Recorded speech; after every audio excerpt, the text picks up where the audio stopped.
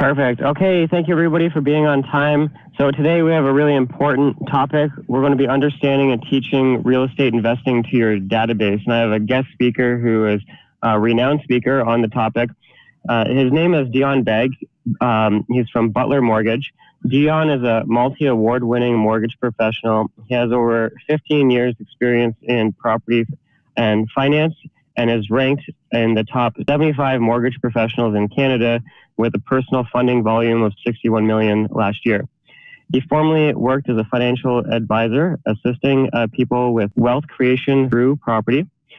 He is often a guest speaker at real estate boards where he trains real estate agents on the topic of real estate investing, which we are going to be covering today.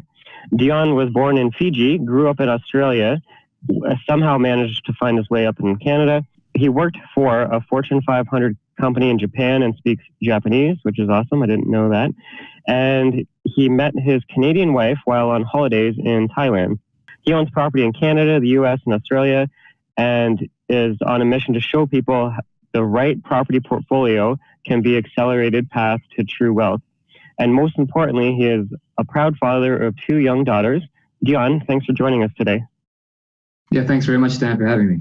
Perfect. Okay, so I want to switch the screen so that people can see your screen. And what we're going to do is basically the presentations that you do at the different real estate boards, we're going to go through that and you can explain to the real estate agents. Can you give a synopsis just so some people might want to tune in and not want to watch the full video? What are you hoping to cover today for them? Just quick.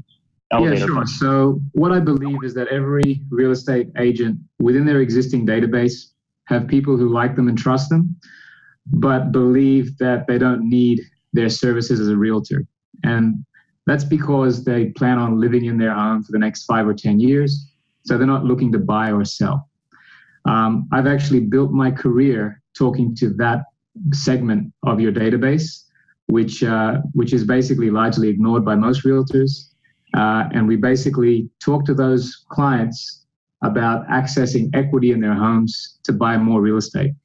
And we show them how by doing that, they can achieve their long-term financial goals, such as becoming mortgage-free, putting their kids through university, and building an extra $500,000 to $2 million for retirement. Cool. So some agents are going to hear this, tune in, and some of them personally are going to be like looking at it from themselves as investing in real estate. And then others are going to be looking at this as a way to build and grow and touch their database through conversations about real estate investing, right? Exactly. You know, what I've found is that this opens up a conversation that clients have never really had with their realtor.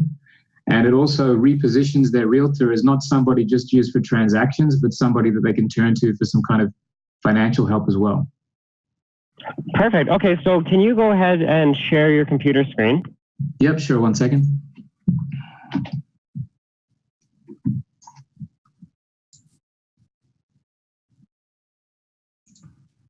And you'll do it as a desktop. Yep, cool. Yeah, 1 second.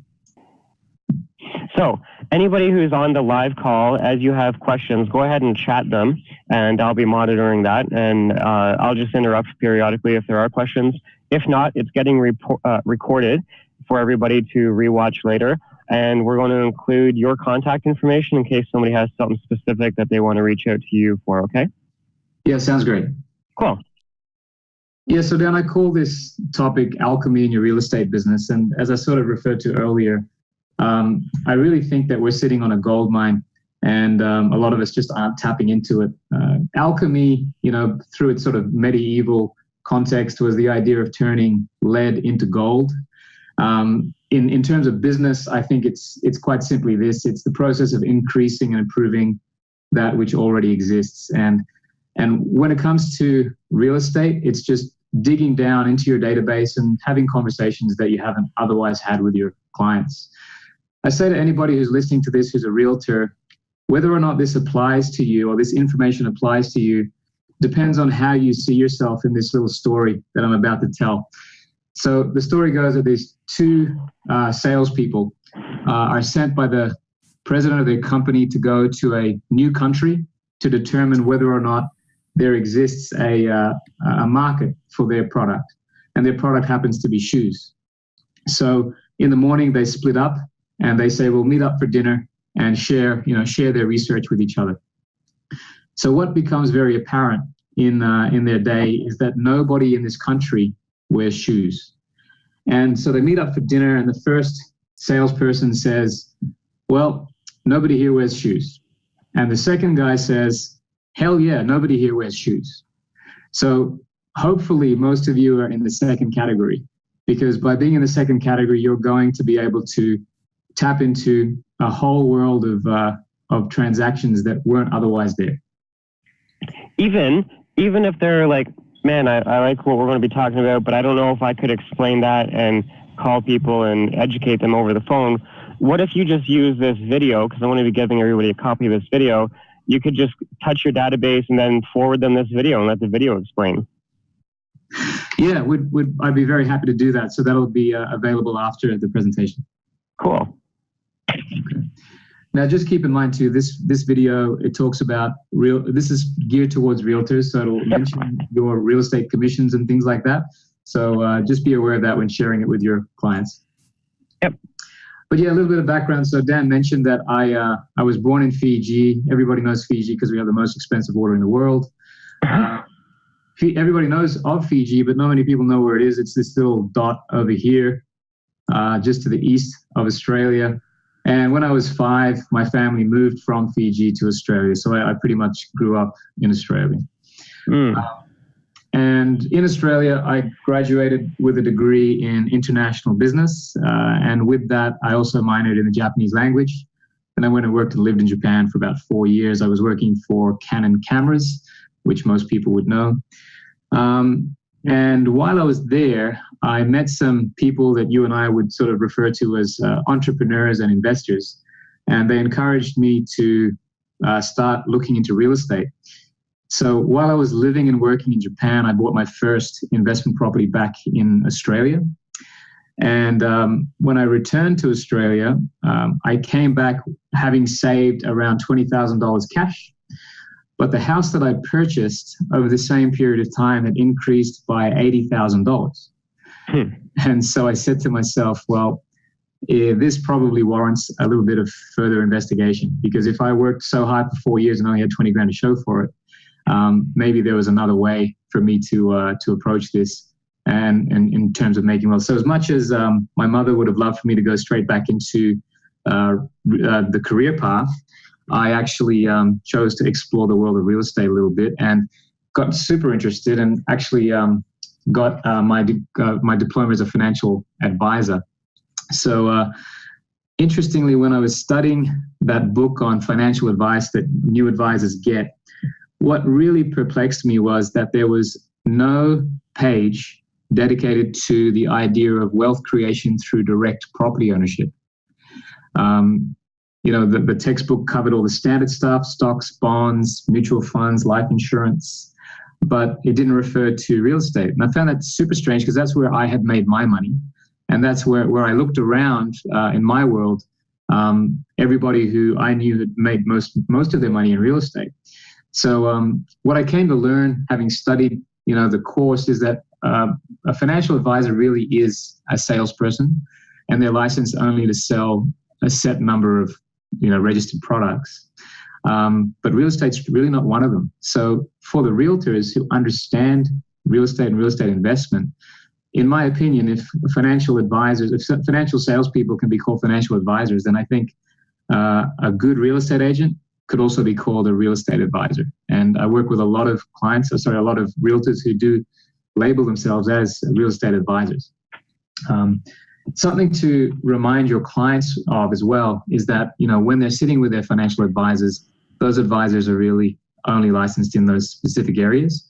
And so real estate really won't come up as part of the conversation. So just remember that. I heard a funny story of one of my clients being approached by the financial advisor at his bank because he had made a lot of wealth in real estate. He just sold a property. He had a couple of $100,000 deposited into his bank. And they contacted him because they wanted to now give him some financial advice, which is kind of funny because he hadn't made any of that money through them. And he turned the tables on them and said, okay, well, if you're going to give me financial advice, I want to see your net worth, your incomes, assets, liabilities. I always say take financial advice only from people who are probably in a much better position than you. So something to talk about when talking with your clients. In terms of where I work with an organization called Butler Mortgage. We're based in Ontario in Canada. We are also licensed and do business in Alberta and British Columbia. So if there are any realtors listening who need assistance in those provinces, just know that we can assist you there. We've been ranked as in the top 75 brokerages in Canada. And as Dan mentioned, I've been ranked as in the top 75 individual agents in Canada as well. Last year, actually a couple of years ago, our brokerage did around 400 million in funding.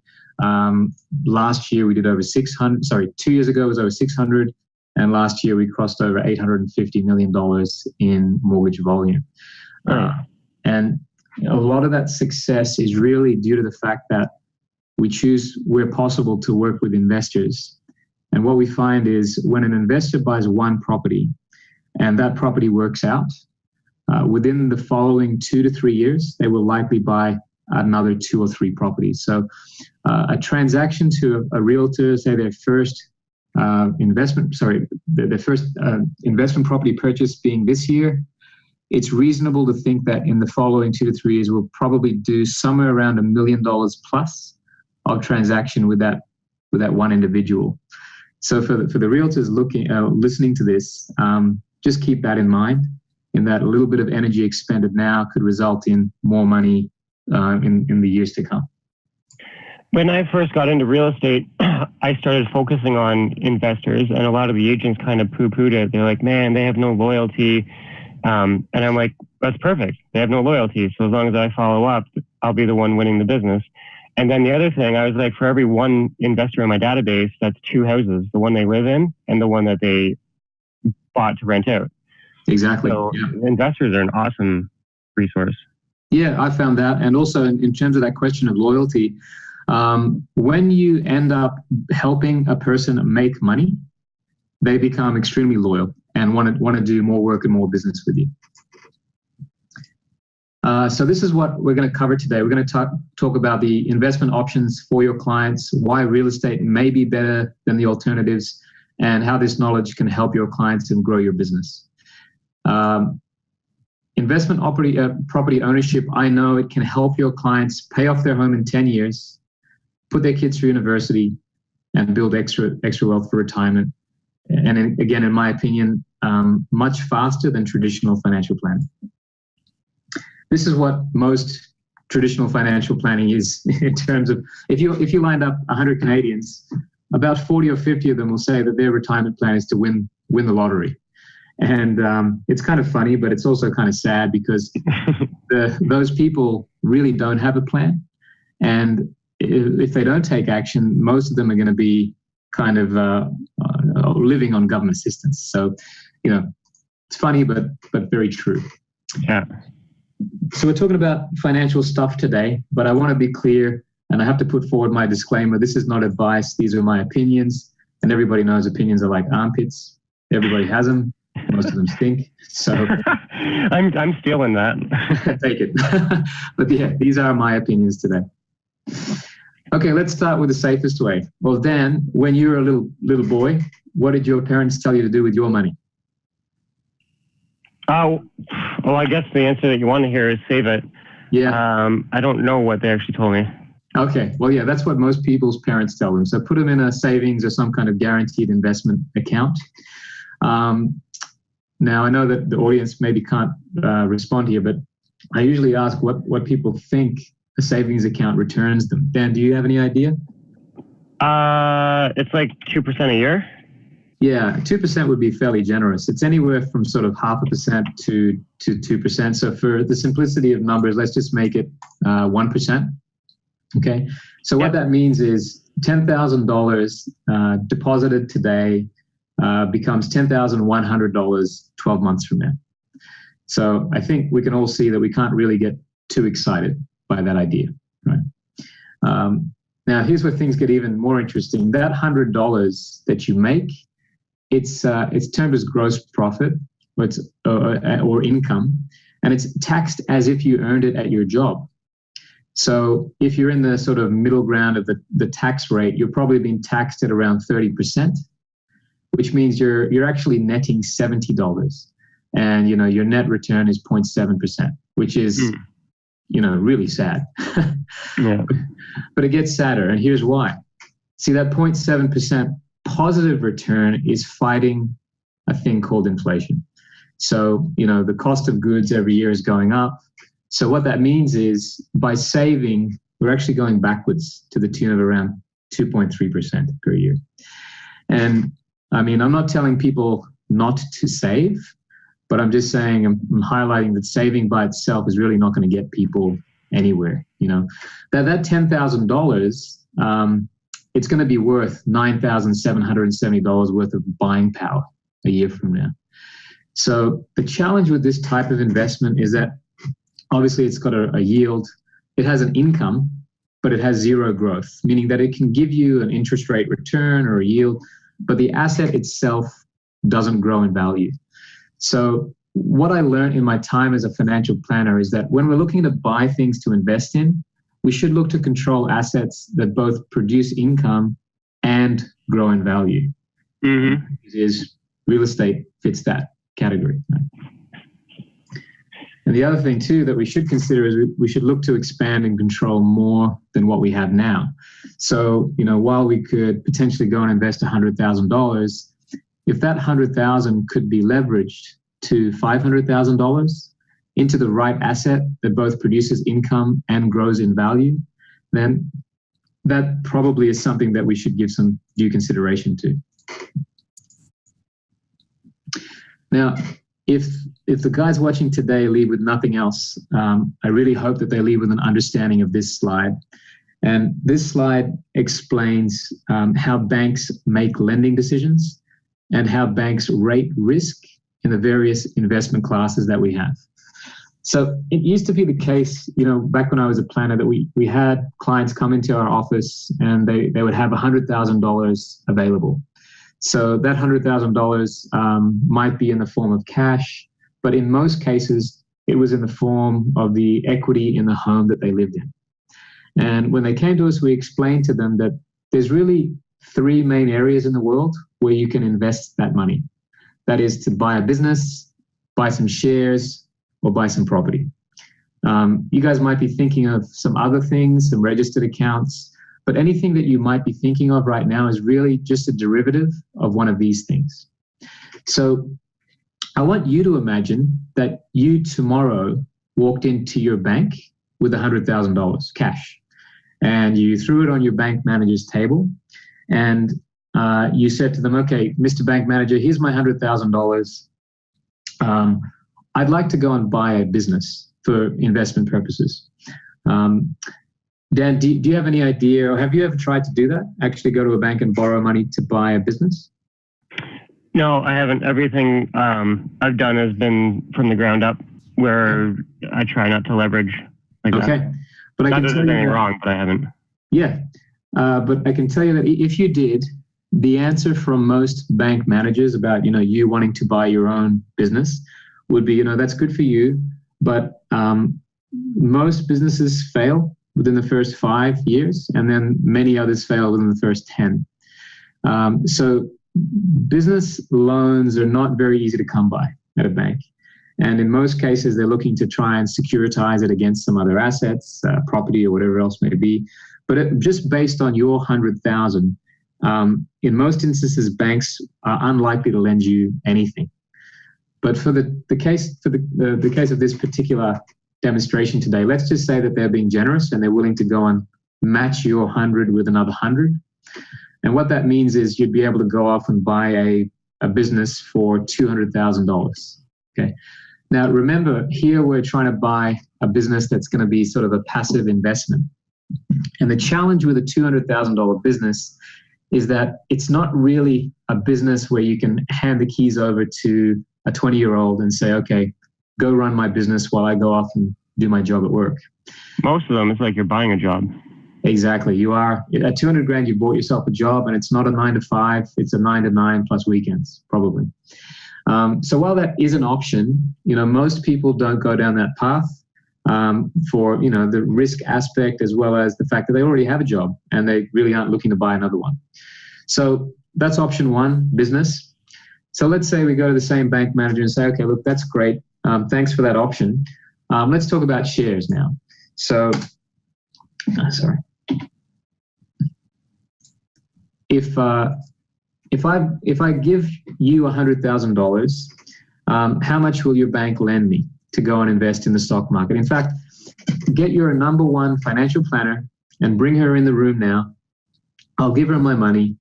How much will your bank lend me to go and invest with her and manage my money? Dan, do you want to take a guess how much they'd be willing to do? I don't think they give you any money when you're investing in shares, but I've never looked into that. Yeah, so again, you're right. The reality is that banks don't really like lending to invest to clients to invest in the stock market.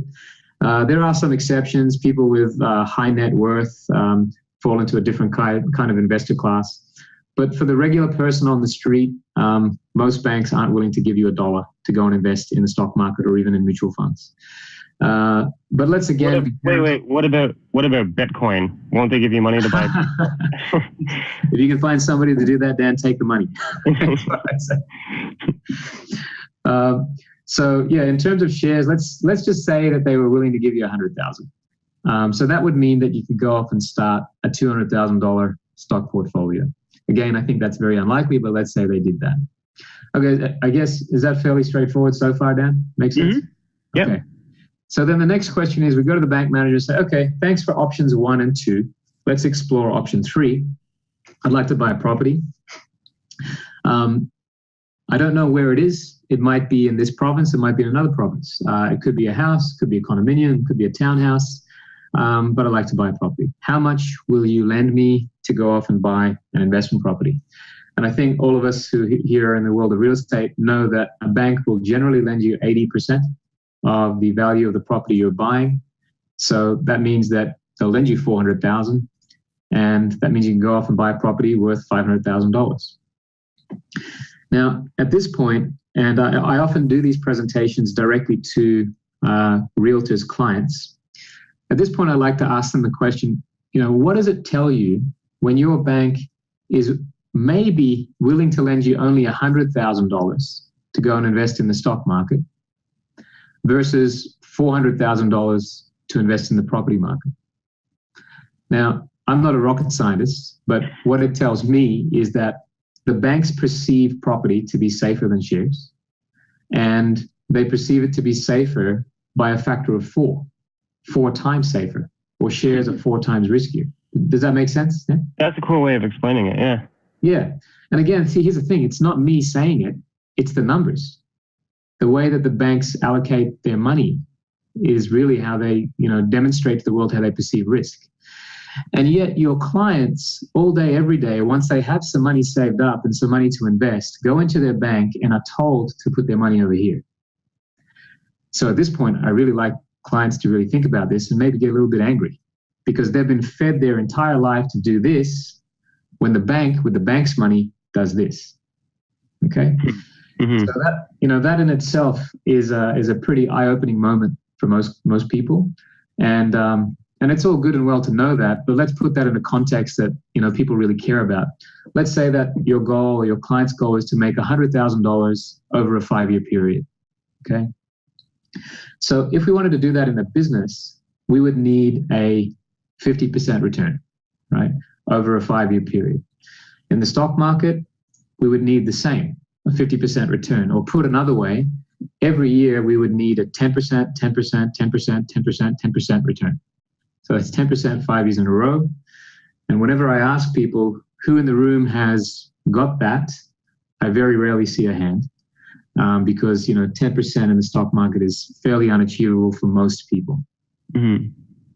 But now we look at it in terms of property. So over here we've got a property worth $500,000, and again, we're trying to make $100,000 on that $500,000 asset. What that means is we just need a return of 20%, which is obviously significantly less, and broken down annually, that's around a 4% a year return.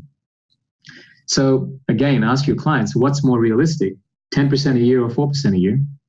And also ask your clients, what have you actually experienced? And I can tell you, at least in the case of Canada, every client that I know has experienced at least 4% on average for the last 30 years. Right? It's in fact the GTA average, from what I understand, is in excess of 5% a year. So it's asking a lot less. The bank's willing to give you more. You need a lower return, and you're going to end up with this $100,000 over a 5-year period, all going well. Does that all make sense so far? Yeah. Oh yeah, my first income property was a duplex, which is a home that has 2 kitchens under one roof, 2 separate living quarters, and I bought it with $100 down, and it was a $218,000 legal duplex, and it's now probably $600,000 or $700,000, and I've been renting it out ever since. Like, I couldn't do that through. I'm not knocking the stock market. But like for me personally, especially in being in real estate, because remember at the beginning you said like if you're selling a car, the guy should own a car. Yes. So you should own real estate if you're in real estate, and I mean it only makes sense. Exactly. Okay, so now that's all good. So we talked over here about a 20% return over 5 years. Which is a 4% return on the 500K. But I always like to ask this question. Would you like a 25% return on your investment? Dan, would you? Uh-huh. Okay. So here's how we do this in real estate. You purchase an investment property for $500,000. You only have to put in the 20% down payment. So that would be $100,000. And the bank will lend you the balance of $400,000. Now, let's assume that property prices increase by that average of 5%. Now, again, this can't be guaranteed. We're just going off history. Yep. But at 5%, your property, which you paid $500,000 for, is now worth $525,000, and you're up $25,000. So, Dan, remind us, how much of your own cash did you put into this? At the beginning, it was $100,000. $100,000. So based on these numbers, you have a 25% return on your $100,000 investment.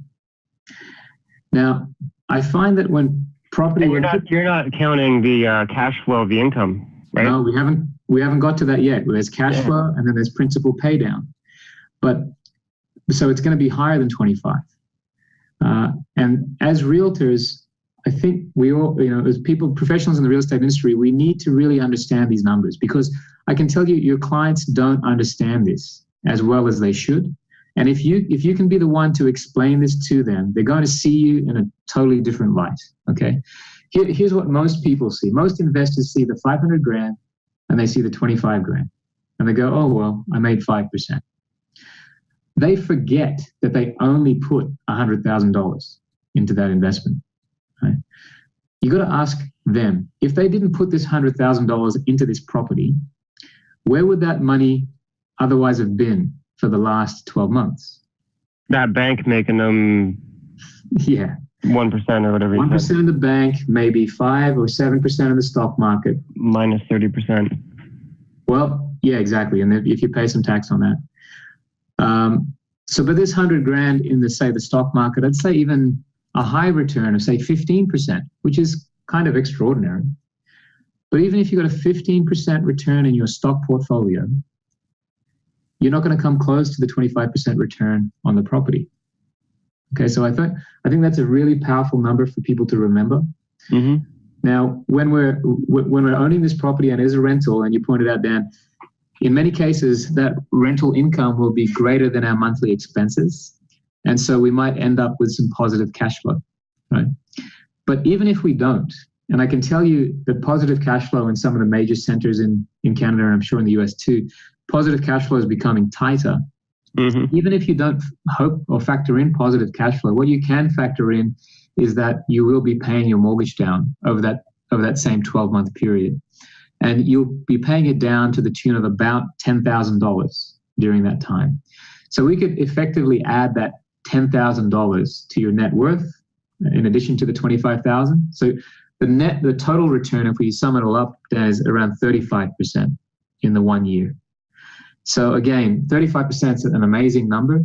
And if you start to talk to your clients about the fact that, hey, in real estate, we could be achieving these types of numbers, it's really going to start an interesting conversation. And I'm sure your clients are going to want to know more, right?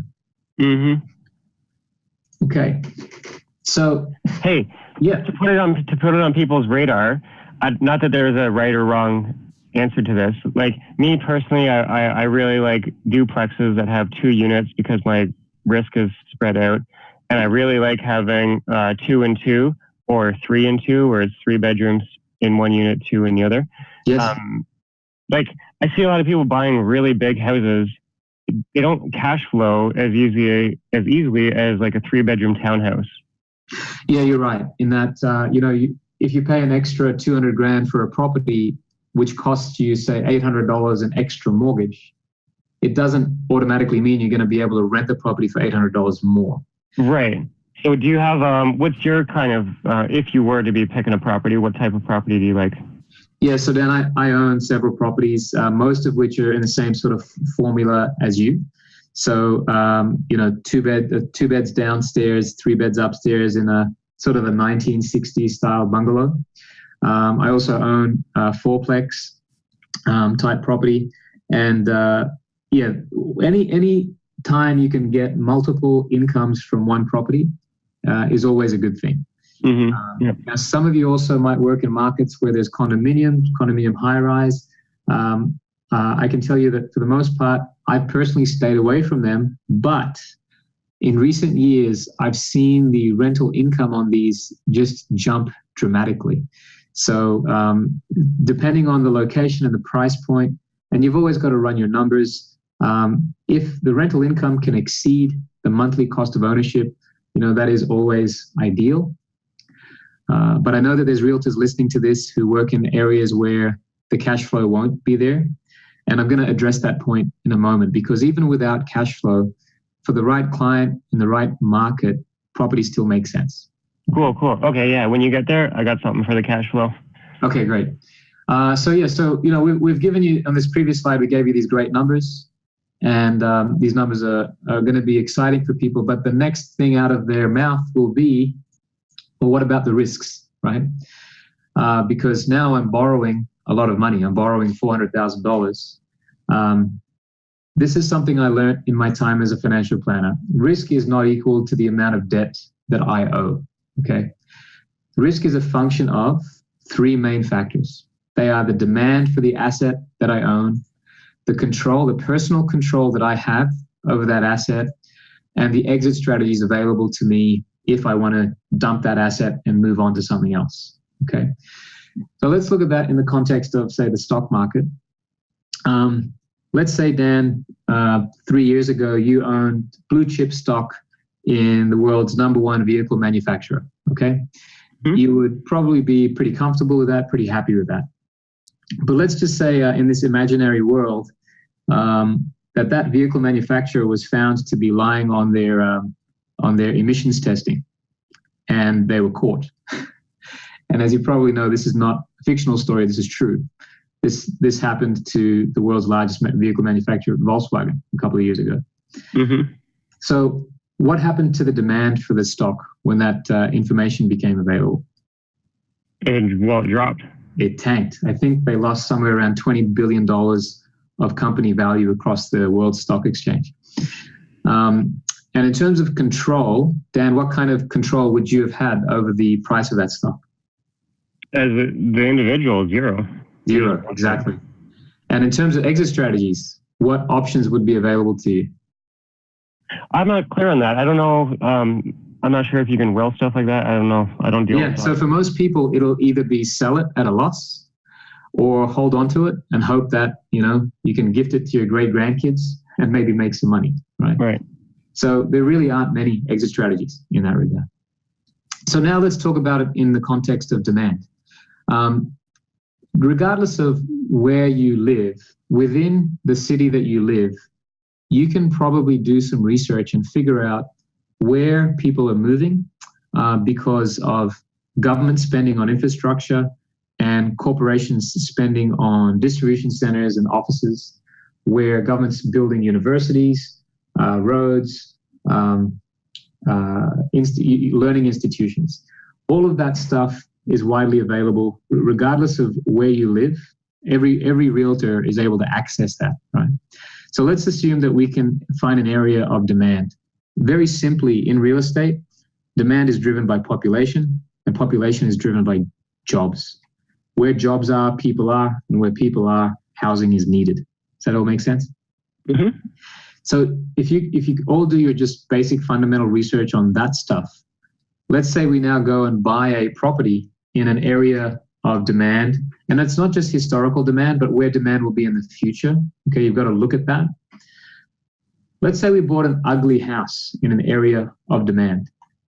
In terms of control, are there things that are within your personal control where you could affect the value of that property? Dan, I think you've done this yourself, right? Yeah, there's basic improvements you can do to the outside and inside. You can convert it from a single family to a dual family. There's different ways, different things. So there's a bunch of stuff. There's even different types of rent. You can do a standard 1-year lease, or you can do a short-term furnish where it's a shorter term but a higher monthly rate. You got it. So there are things that you can do to affect the value of that property, right? And in terms of exit strategies, well, there's a ton. You just touched on some. But if you wanted to deal with this property in different ways, you could rent it, or you could sell it. You could improve it and increase its value for rent or sale. You can change its use and maybe convert it to a duplex like you just referred to. You could rent to own it, where you find a tenant who's willing to buy it off you at a future point. And in the meantime, they'll pay you rent, but at a higher than market rent. And you can increase its value, appraise it at a higher value, and pull out that equity. So we've got lots of clients, who buy a property, they'll spend some money on it. We'll go back to the same bank and say, hey, look, the property's gone up by $100,000. Please give us 80%, give us $80,000 on that number.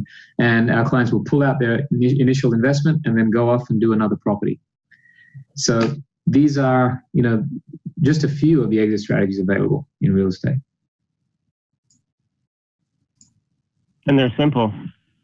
Yep, all very simple. You're going to have other client objections. And these are going to be things such as, I don't want to be a landlord. What if the tenants don't pay, or what if they damage the property? And I don't want to fix toilets in the middle of the night. I think we've all sort of heard. I got another objection that we skipped past. People might have stopped in their tracks at the 100,000. Like, I don't have the 100,000.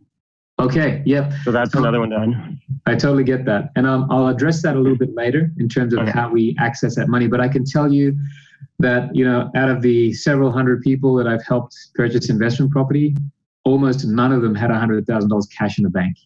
So I'll show you how we can access that through the equity in their current residence. Now people are interested, like, I can do this now. Exactly. Yeah. Okay. So, these other client objections, these are the ones that we've probably all heard if we've tried to deal in real estate investment in the past. The one thing I'll say to this is all of the issues that I've ever come across, or if I've ever come across people who've complained about a bad experience owning an investment property, it's really come down to one thing and one thing alone, and that is quite simply being cheap.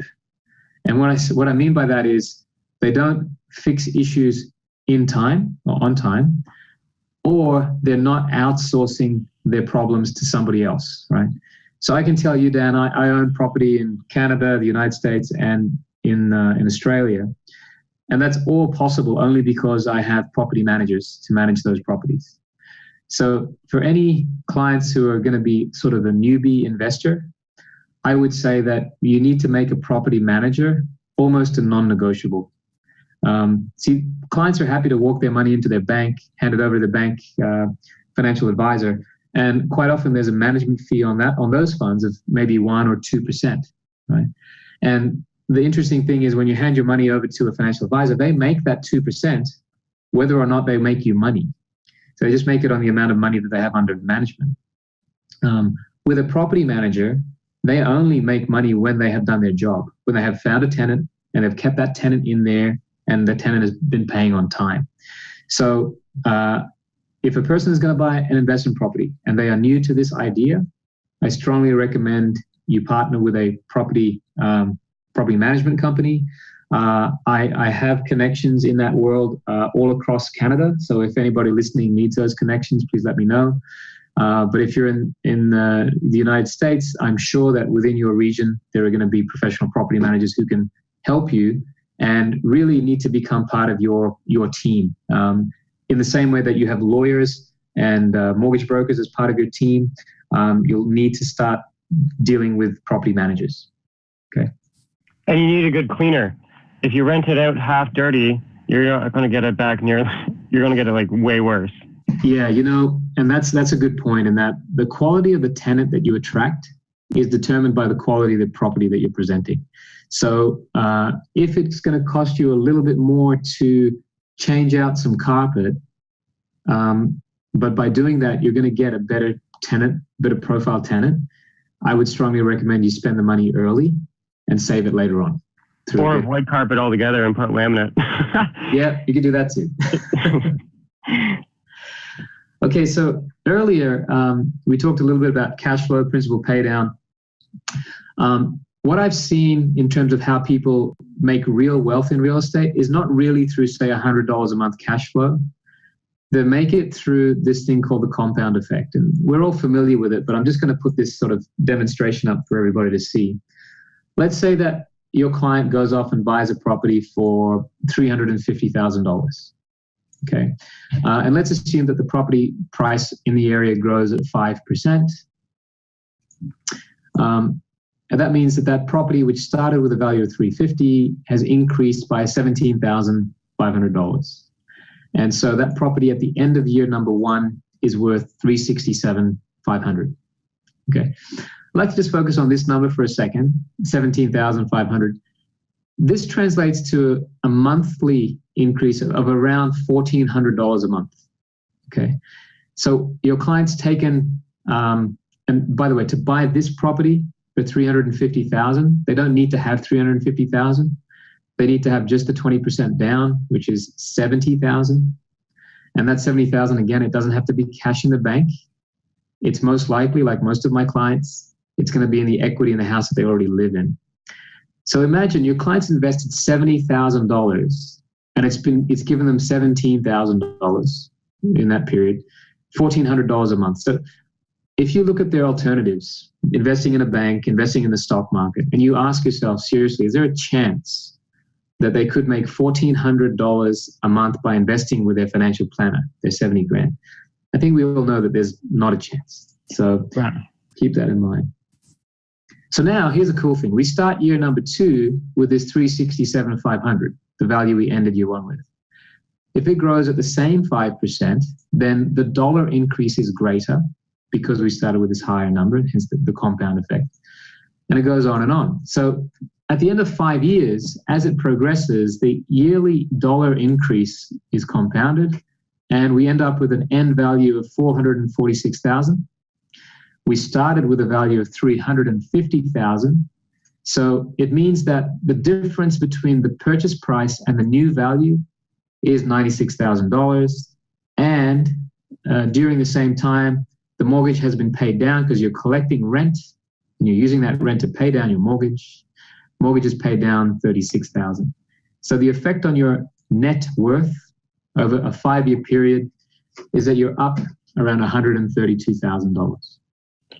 Okay. You've got me feeling foolish that I don't own more. I have 3, and I'm like, man, yeah, I just got lazy with it. Once I got a couple, I kind of got complacent. But yeah, and you know what? It's interesting you say that number, Dan, 3, because a lot of our clients kind of stop at 3.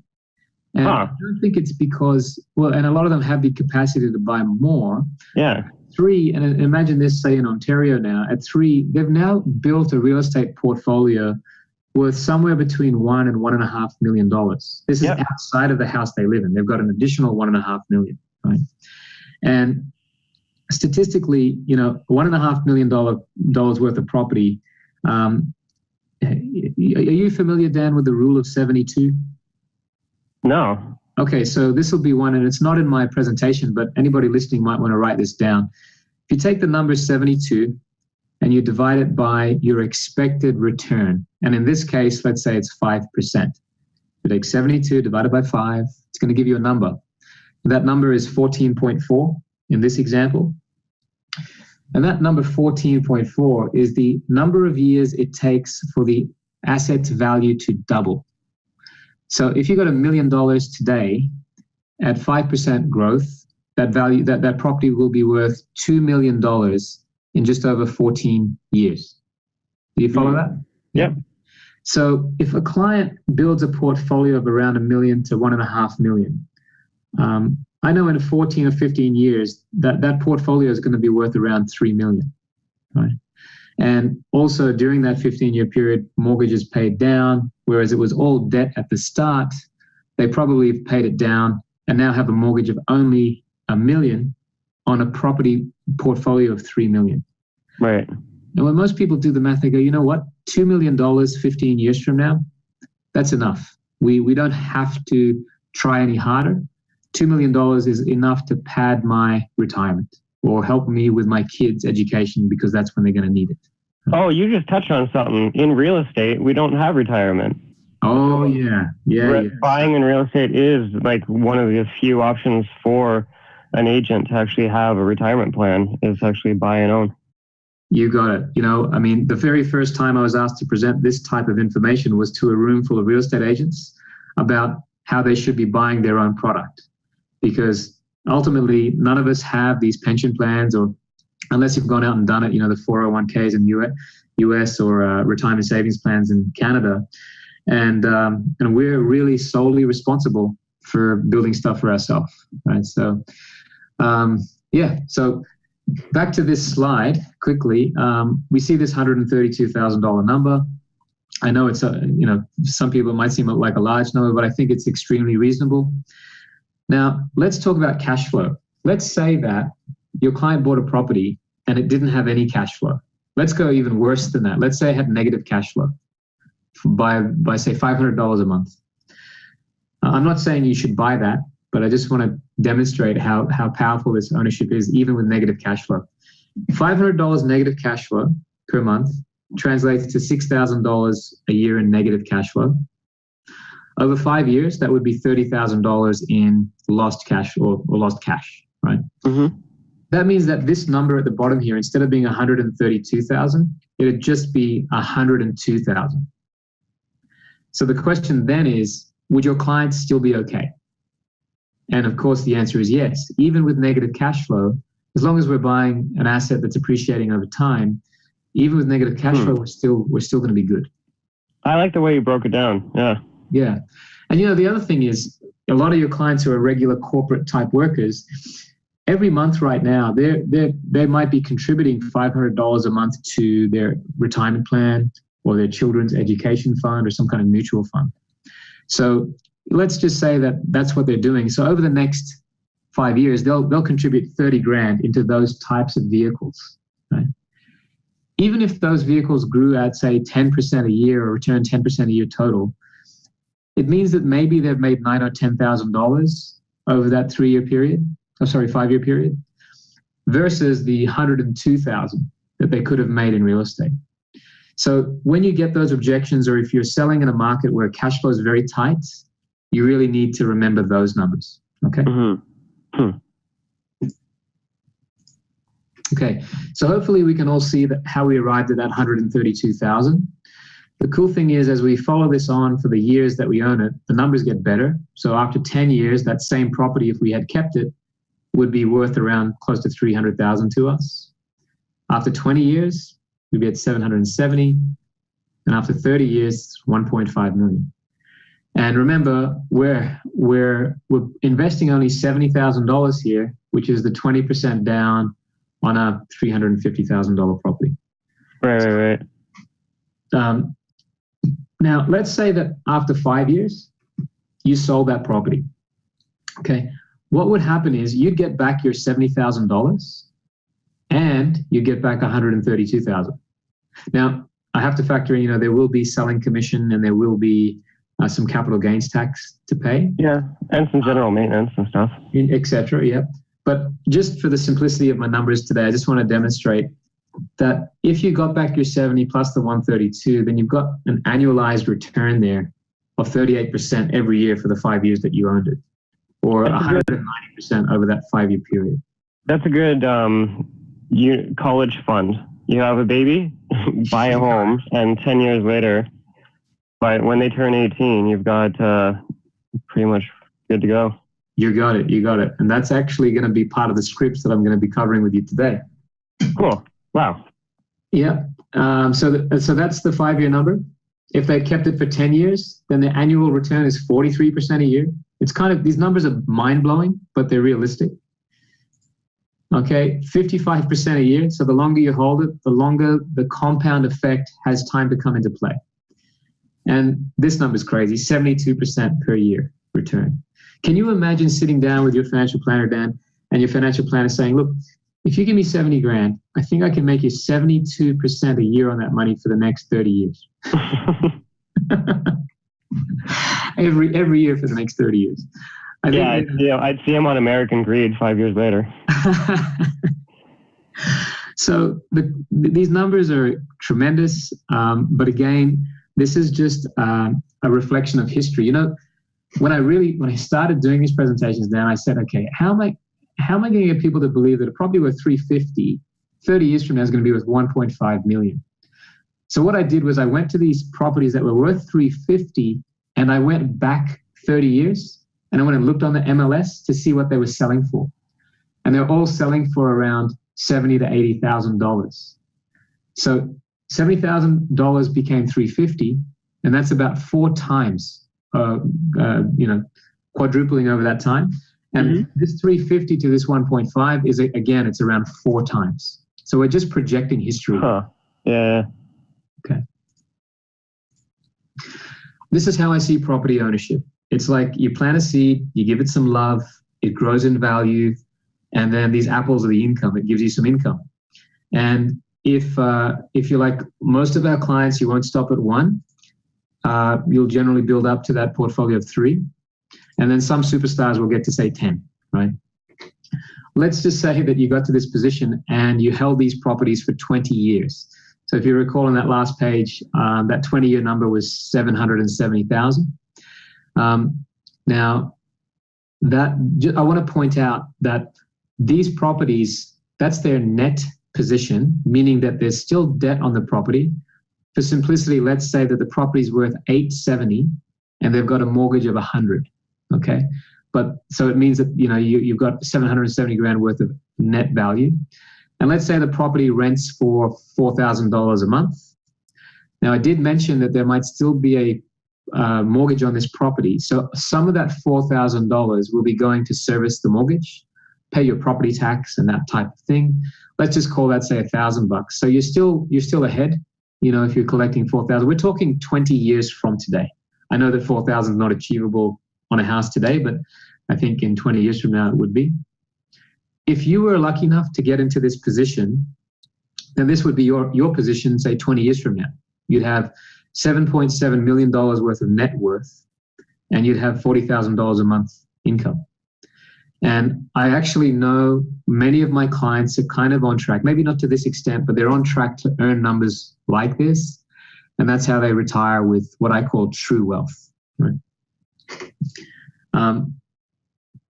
Now, I just want to quickly touch on traditional financial planning versus this plan. If anybody's been to see a financial planner, there's generally 3 stages that planners put you through and categorize you. When you're young, they'll put you into a growth portfolio. Okay, so you can take on a little bit more risk because you have more time to recover. Then as you sort of get middle-aged, you have some kids, your planner might move you across to a more balanced portfolio. And then after that, and once you're up for retirement, they generally move you out of that and into some kind of a pension fund or an annuity or some kind of income fund. Dan, does that sound familiar to you? Mm-hmm. Yep.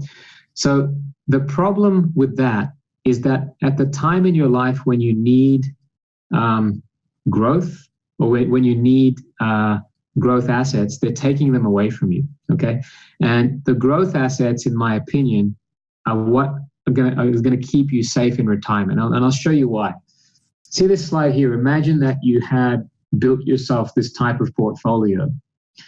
I had a client who was kind of in this position, and he wanted to take his entire family to Hawaii for a family reunion, not just him, but his extended family. Mm-hmm. And so there's a lot of people we're talking about, but he knew that not everybody could afford that trip. So what he did was he just chopped down a tree, right? He sold a house that year. And when you look at that, you say, wow, he just gave up over 700 grand that year, which is a big loss. But we've got to keep in mind that he held on to another 9 properties worth, $7 or $8 million. Now, if these properties continued to grow in value by, say, just that 5% number, and they did that 2 years in a row, so now say 10%, if you've regained 10% on a $7 million asset base, you've regained $700,000 in 2 years. So he was able to replace his loss in 2 years by simply continuing to hold growth assets. Does that make sense? That's awesome. And so it just kind of flies in the face of traditional financial planning, because your financial planner will basically ask you to chop down all your trees, take all your apples, put them in the corner, and then go and see him every year and ask him for some more apples, but don't ask for too many because you might run out. Right? That is most people's greatest fear in retirement, which is running out of money before they die. Right? Whereas maintaining growth assets in retirement, I feel, is not a bad option, especially if they're giving you income, right? And like these properties are, they're all giving you income. Yes, and the other thing is also debt. These properties will all still have debt on them. And that's another big no-no in retirement under traditional financial planning, which is you shouldn't hold any debt in retirement. But if that debt is secured against an asset which is producing you income, more than enough income to cover the servicing of that debt, enough to employ a property manager to take care of those issues, then again, these are the reasons why we're having clients come to us. And a lot of our clients come to us because they see the finish line, meaning they see retirement maybe 10, 15 years out, and they have done everything that their traditional financial planner told them to do, and they know it's not going to be enough. So then they start to take some drastic action and they start to buy properties. So I would say, again, if you're looking at your database of people, I'd be looking at those people who have been in their home a while and can be retiring in the next 10 to 15 years. They'd be a great target. So Dan, especially your database that is already of a business mindset. So the people that own business, self-employed, salespeople, they would have an interest in just even watching this video. Yeah, exactly. Okay. All right. So now, this was kind of the education piece, and that education piece, I feel like most people watching this probably understand that, working in real estate. They may not have had it explained to them the way I've explained it to them, but hopefully you guys can now take that, make it your own, and then start talking to your database about it. But now that you sort of understand that, let's see how we can position it and make this offer to your clients. Okay. I'm going to give you 4 strategies here, and you might want to take some notes down. I know you might get this on video, but taking some notes might also help. 4 strategies that you can take out of this and start implementing tomorrow into your daily business. Number 1, calling your database. I think, we are all told that we should be calling our database. Whenever I ask a room full of real estate agents who does this, I would say less than half do it consistently. And when we dig down and ask them why, we often find the reason that they don't ask is that they feel like every time they're calling their database, they're begging for business. They say things like, hi, I just want to let you know I'm still in business, and if you have anybody who's buying or selling, let me know. Does that sound familiar, Dan? Yeah, totally. It's actually also the number 1 complaint the consumers have, is that after the sale's done, they don't hear back from us. Right. And the thing is that it stops realtors from wanting to do that because they feel like they're begging for business, and therefore they just never make the call. And they never make the call, and therefore they lose touch with their clients, right? So what I propose is if you are doing that and you're comfortable doing that, continue to do whatever you're doing with your calling. But think about adding one of these questions the next time you call your database. Imagine the next time you call them, you ask them, would you like to learn how some clients are paying off their home in 10 years? Oh, that's a good one. Would you like to learn how some clients are putting their kids through university? And would you like to learn how some clients are building extra wealth for retirement? Agents watching this, take a screenshot. Okay. Those are 3 good scripts. All right. It's super easy, guys. This is going to be the doorway to a new conversation you've never had, and it's going to be exciting. It's going to take your business to a different level. I'm going to come back to these questions in a second and show you how to implement them. But Dan, you asked earlier about, how do we come up with the $100,000? Okay. So here's how it's done. Let's say that you have a client who doesn't have $100,000 in the bank, but they do have a house worth $400,000, and they have a mortgage on that house with, say, $200,000 owing. Okay. Also, this particular family, they've got 20 years remaining on their mortgage. Okay. Again, for those listening, I want you to write down a quick number, and that number is $130,000. That is the balance on their mortgage in 10 years from now. Okay. I'm going to come back to that number, but I just want you to remember 10 years from now, if this family keeps on doing what they're doing, in 10 years, their mortgage will be worth around 130 only. Okay, so this family here, we can actually access some of the equity in their current home in order to go off and buy another home. So again, all of you listening are real estate professionals, but you've got to understand that some of your clients don't believe they can buy more property until they've paid off the home they live in. Okay, it's not the correct thinking, but it's the thinking amongst a lot of people. So you might have to address that. So now if we get over that issue, they're going to be saying, okay, where do we get this money? Well, we actually access the down payment from their current property. So in most cases, we can access 80% of property value through a refinance. So on a property worth $400,000, we can access $320,000. But remember, this family had a $200,000 debt already owing. Right. Yeah. I was gonna say. So what we actually can access as extra is $120,000. Does that make sense? Yep. Yeah. So now let's say we wanted to go off and buy that investment property for, say, $350,000. Well, we need 20% on that. So we only need $70,000 from that $120,000 as the 20% down payment on the $350,000 investment purchase. Okay. Mm-hmm. And for anybody listening, I'm going to make available a one-page slide that explains that. So Dan, just remind me at the end there that I can do that. Cool. Okay. I want to message you right now. Okay, great. And then in terms of the scripts, and if anybody wants this stuff, just email me directly. Again, Dan will let you know my contact details. And in terms of the scripts, I'm gonna quickly read to you the scripts that a lot of our clients are using. Just give me 1 second.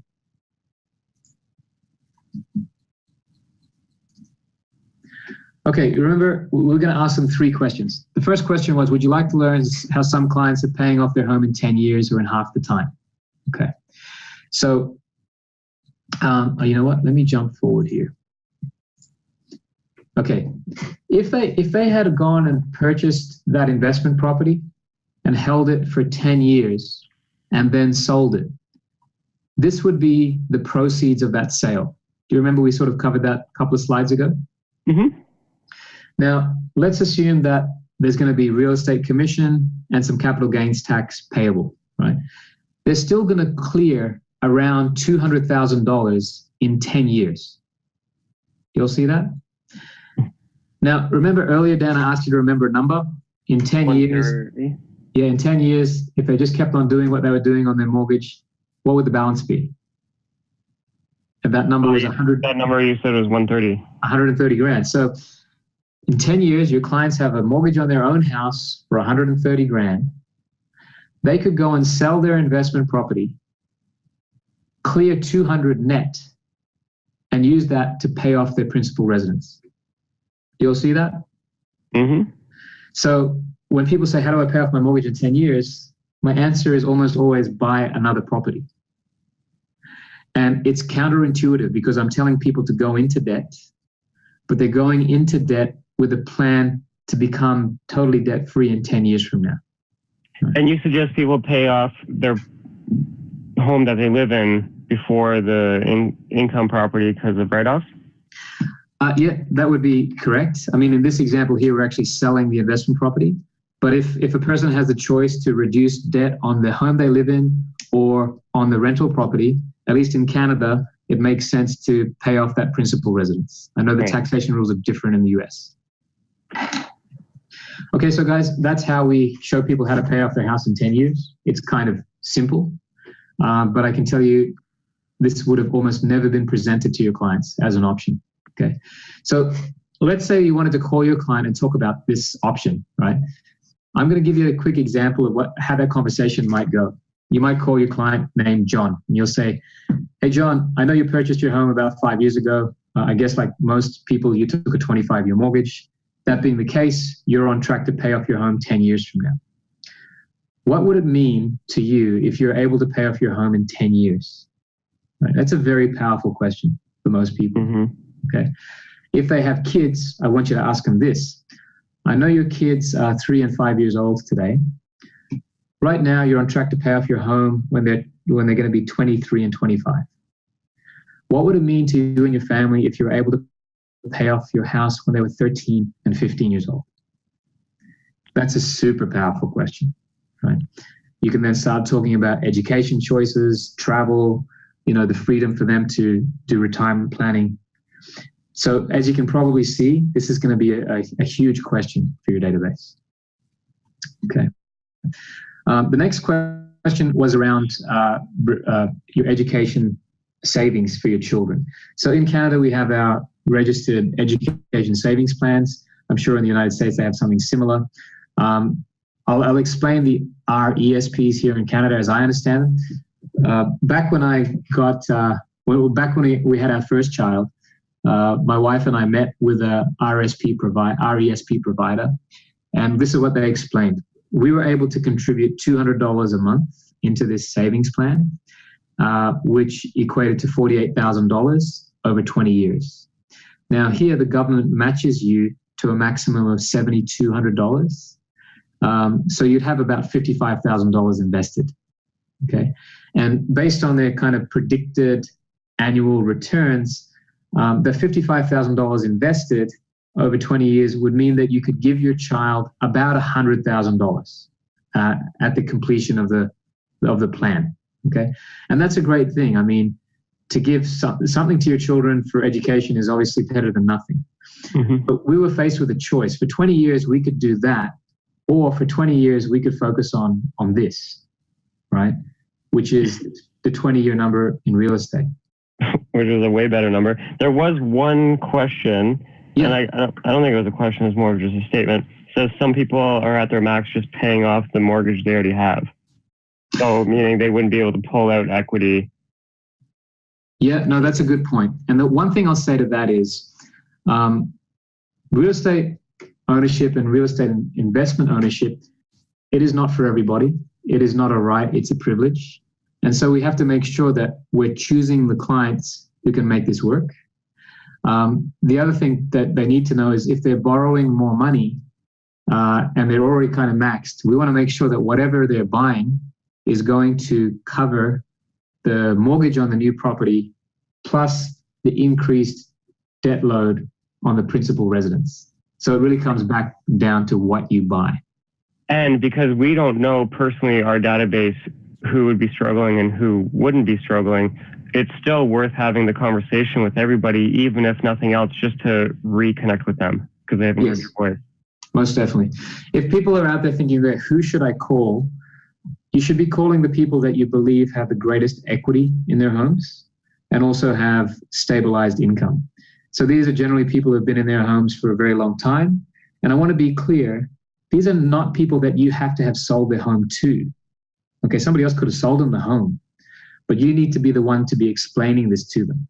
Okay, so just remember that. So Dan, in terms of education savings plan and say a 20-year plan for your children, I think it's needless to say my kids don't have an education savings plan. We bought them houses, right?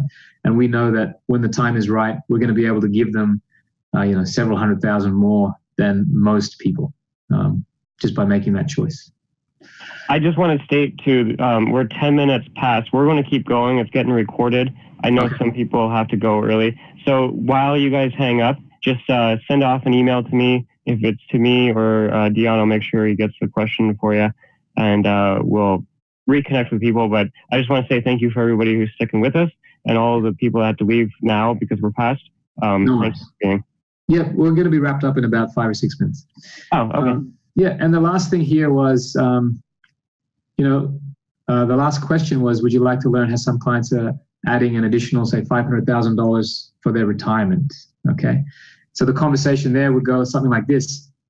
Hi, John. A house in your area just sold for $850,000. You paid $450,000 for your house, so it's increased by $400,000 in 10 years. Congratulations. John, a lot of my clients are in your situation. They often wish they'd bought one more property back when they bought their family home. Imagine if you'd bought another house in your neighborhood at the same time, you'd have two houses worth $850,000. That's $1.7 million, right? But I know how it is. Back when you bought your home, you had a family to raise and you had other obligations. And now I suppose your focus is on planning for retirement. Would you like to learn how clients are going out and buying that secondary home now and building extra wealth for retirement? That's a good transition. Okay, so these are, and that's the 30-year number for, this is kind of like the retirement number. Most of our clients don't have 30 years, right? Most of our clients have 10 to 20 years. And that's why most of our clients are buying multiple properties and giving themselves a 10 to 20 year time frame. Right. Okay, so super powerful conversations. Again, if people are interested in these scripts, please contact me. Okay, so that was I said I'm going to give you 4 areas in your business. Number 1 was calling your database. Number 2 is first-time buyers. Okay, so this kind of it sounds a little weird. How are we going to sell investment property to first-time buyers? The reality is you're not going to sell it to them today. But it really just comes down to how you value them in your business and how you value them as a relationship. I see every interaction with a client and even first-time home buyers as a potential building block for my business.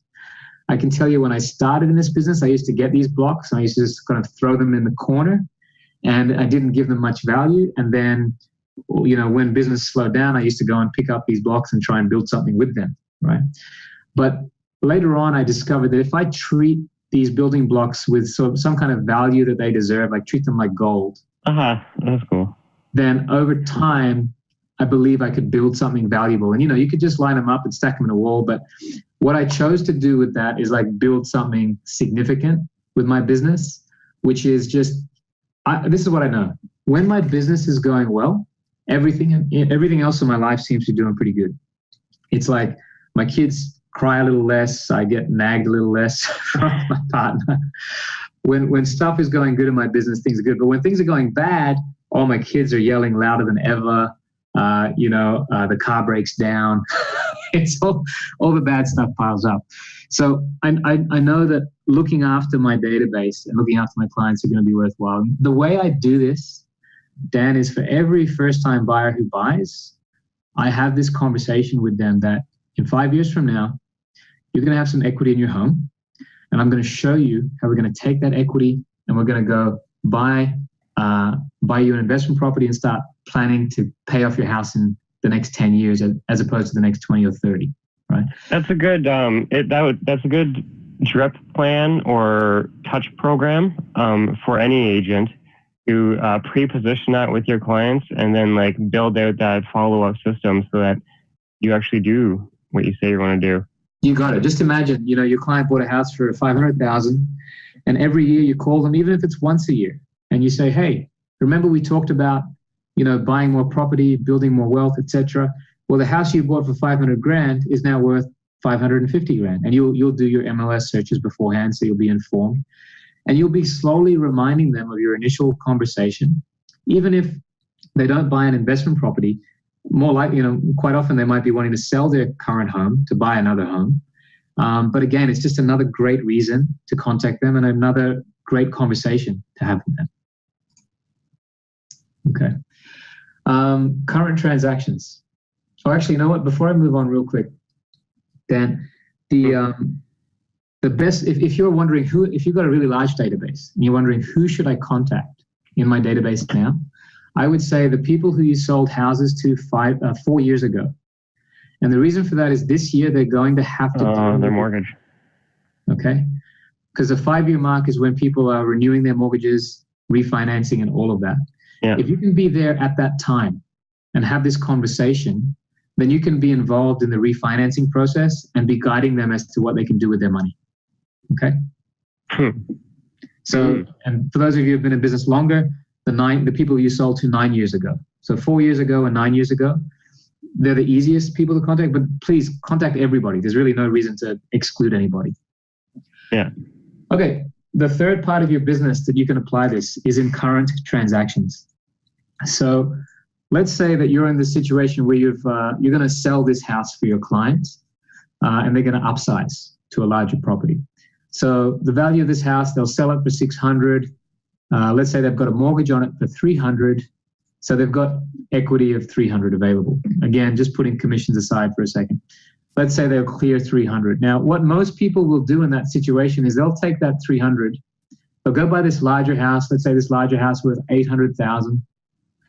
They're going to bring their equity across, their 300,000, sorry, their 300 grand across. And so they're going to have a mortgage on that new property for 500,000. That's the general scenario. Now, this property, you've helped them move into a larger asset here. And this property, if we look at, say, that 10-year number, in 10 years, you've helped them buy a property which in 10 years is going to be worth 1.3 million. The mortgage on it's going to be at around 345. And so you've helped them create around 955 grand of equity by moving them into a larger home. And that's a great thing. You know, they wouldn't have made that much money if you didn't help them get into that next home. And in terms of, you know, your part in this, you will earn, assuming 2.5% commission, you'll earn on the selling and on the buying, you'll earn around $35,000 in transaction, which is obviously a healthy income. Now, that's the path that most people are on. I'm going to show you a different path that can differentiate you from other agents, especially listing agents, and also help you make more money and help your clients make more money. I want you to remember the numbers from the previous page. You've helped your client make 955 grand. Their mortgage in 10 years would be 345, and you would have made $35,000 commission. So I'm going to put those there at the top of the page while I run this second scenario by you. So again, you sell their house. From that house, they're going to clear 300 equity. In the previous example, we used that entire 300 for down payment on the next property. In this example, what we're going to do is we're going to use only 200,000 for the down payment on that large home. So they're going to have a larger mortgage. On the previous slide, this number was 500. Here it's 600. Okay. In 10 years, these are the numbers. So the equity position is not as good as it was before, right? Because before we were at 955,000. But it all comes down to what you do with that remaining 100,000. So let's say that we took that 100,000, and in addition to buying this house, we want to help them buy an investment property. So that property, we're taking that 100 and using that as a down payment here. They're going to have a mortgage on this property. Okay. Now, the 10-year numbers on these are this. So when we add this to the previous slide, or so the previous number, here's what you've done for your client. You've helped create 888 over here, 540 over here. When we combine them, we're at 1.4 million. Can you see that, Dan? Yeah, this is worth taking a picture too. Yeah. So because you had a conversation with your clients at this point, you've helped them create an extra $500,000. Mm-hmm. You're responsible for that. Can you imagine how powerful this would be as part of your listing presentation to your clients? Yeah. I'm pretty sure they're going to remember you. It could be a lead generation too, because you could do it as a seminar. For sure. Okay. So you've helped them do this. Now, in terms of the mortgage, well, keep this in mind. Could they sell this property and pay off that mortgage? Yes, they could, right? So they could sell this property, pay off the mortgage here. You know, in the previous slide, they were going to have 345,000. remaining on their mortgage. They do it this way, they could pay off their mortgage in full, be debt-free in 10 years. Okay. Oh yeah, here's the cool thing too.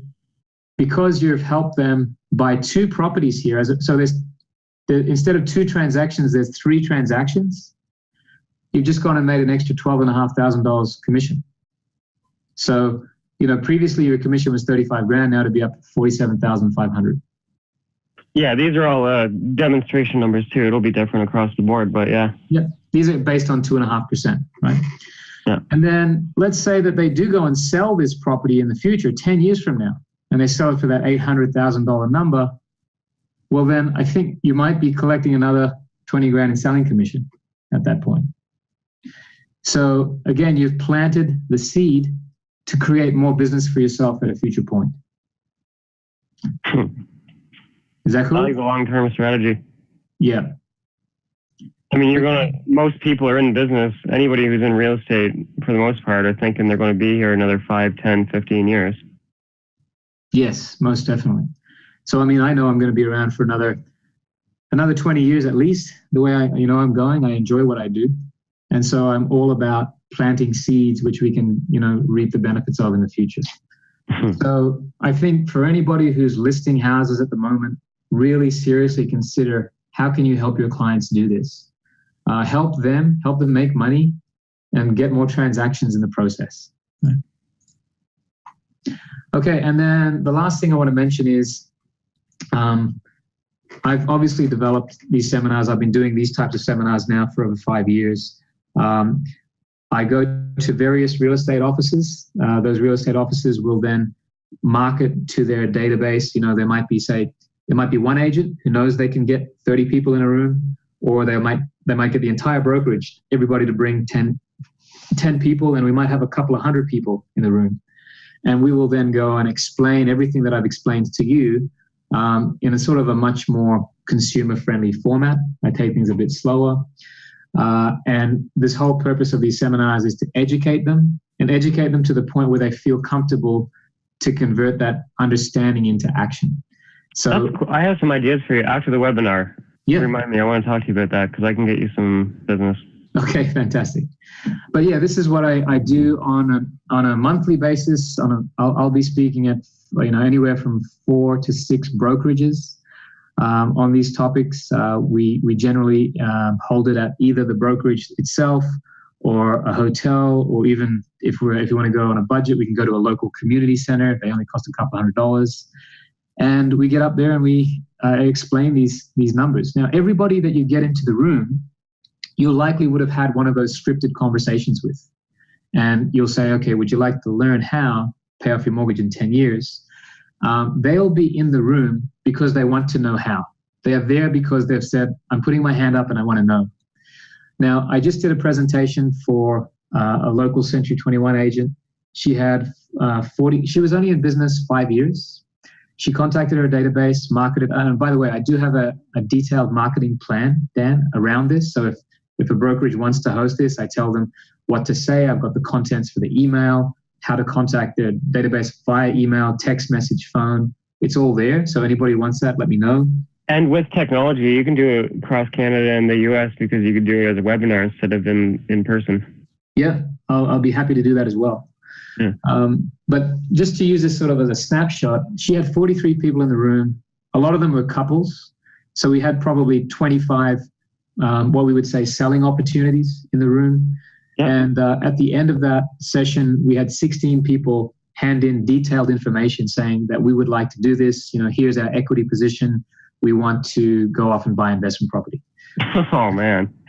So I asked her, how long would she have to prospect to get 16 people to put their hand up and say, I want to buy a house this year? Yeah. So it's super powerful. I say to any realtor, if you're on track to do 30 deals this year, well, implement this and you'll do 35. That's just how confident I am for people who are, wanting to implement this into their regular business plan. And that's entirely how I built my business. I used to, when I was in business, and a lot of the realtors listening can relate, when you wake up, you go, okay, I hope I find a client today. And what happened was I found a client, but they weren't the kind of client I wanted, or the kind of client I couldn't help, right? So I started refining who I was asking for. I said, okay, I'd like to find a client who makes above average income and who has equity in their home. And I don't know if you believe in this, Dan, but something happened and I've got what I asked for, in that all these people that we work with in the world of investment, they already own a home and they already have good income. So I always say, we're all in the same business here. We're in the field of real estate, selling real estate or selling mortgages. But at the end of the day, all we're selling is our time. And if we can choose to spend our time with a person who's just scraping by with a 5% down payment, or a double household income who makes 150 grand and has potentially $200,000 down payment, then I would rather spend my time with the latter people, because I know I can help those people. Right? Mm-hmm. So just be careful where you spend your time would be my advice there. So that brings us sort of to the conclusion of today's presentation. I called it alchemy, which is seeing value and opportunity where others can't. And I hope now you guys can see it too.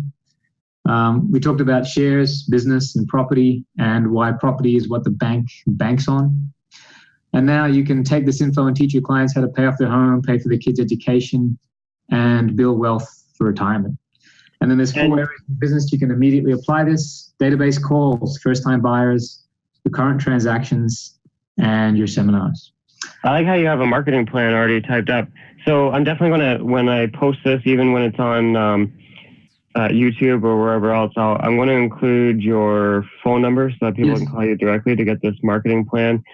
You and I are going to be talking about setting it up as like an evergreen where people can leverage this kind of like a turnkey solution. Obviously, they're going to have to pick up the phone and call their database, but we'll have it set up so that they can even just send people a link, and then that link explains like everything. So that was really good. You're really good at presenting that. Well, thanks, man. I really enjoy it, and it's something that I do myself. So it's really easy to sell something that you do and you believe in, right? So awesome. And I already got one referral saying great speaker, great topic. I'm going to take the scripts and see if my broker will have them in. Fantastic. Yeah. By the way, here's a slide with my contact details. If anybody wants to reach out. Cool. Okay. Yeah, we'll leave that up. Awesome, man. Big thank you for spending the time with us. Really, really good content. So when we hang up, you and I will connect a little bit later, and we'll talk about making it evergreen so that other agents can just like have a turnkey solution. And yeah, thank you so much, everyone. Okay. Thanks everybody for sticking with us a half hour later, but obviously it was good content because you're still here. Okay. Bye for now. Thanks. Thanks everybody. Bye guys.